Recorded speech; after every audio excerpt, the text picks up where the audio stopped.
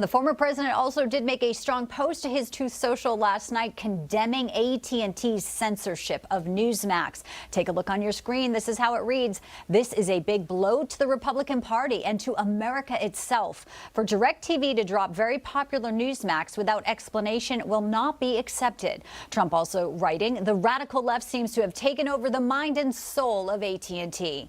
President Trump has urged all Americans to boycott both AT&T and DirecTV. He suggested not just canceling DirecTV services, but UVerse and all AT&T services, including cell phone and wireless. Now, if you would like to stand with us, call the 1-877 number you can see on your screen. It'll connect you directly to DirecTV and tell them that you demand to have Newsmax on the platform. It is your decision to cancel, of course, but remember, we are carried by all the other major cable and satellite systems. And joining us now for more on this is Congresswoman Mary Miller. She is on the Education and Workforce and House Agriculture committees. Her staff calls her 3M. We're going to call her M Cubed. I think there's some other nicknames around. I love your Twitter handle as well. Great to have you with us, Congresswoman. Thank you for having me. All right, let's talk about this. Republicans who rushed to the defense of Newsmax as soon as the story broke. Some folks called this, you called this totalitarian left, the totalitarian left in action. Your colleague Wesley Hunt also put out this letter and said, quote, this is extremely concerning for members of Congress because it suppresses political discourse and hamstrings our ability to connect with our constituents. So tell us why so many members of Congress feel so strongly about this.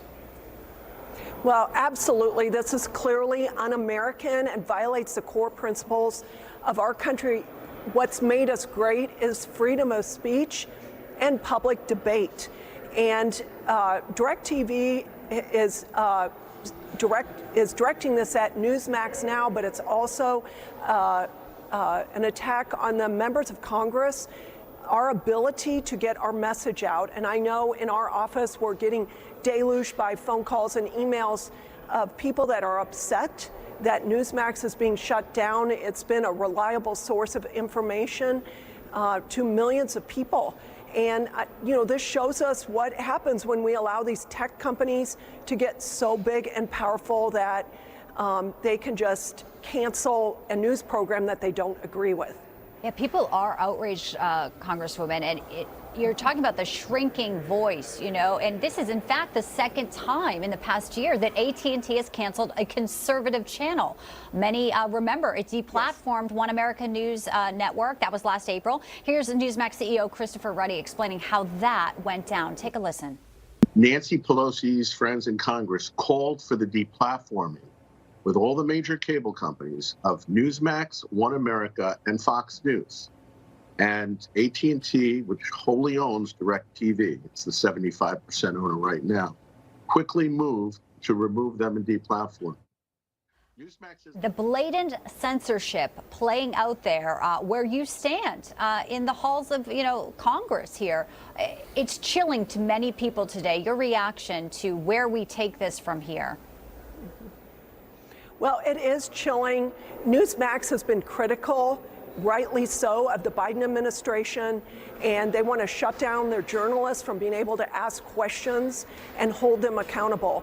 And this is how the radical left operates. Look at Elizabeth Warren and AOC. They have directed banks to threaten gun owners or gun shops and gun manufacturers, and they're going to use censorship to go after our Second Amendment rights also.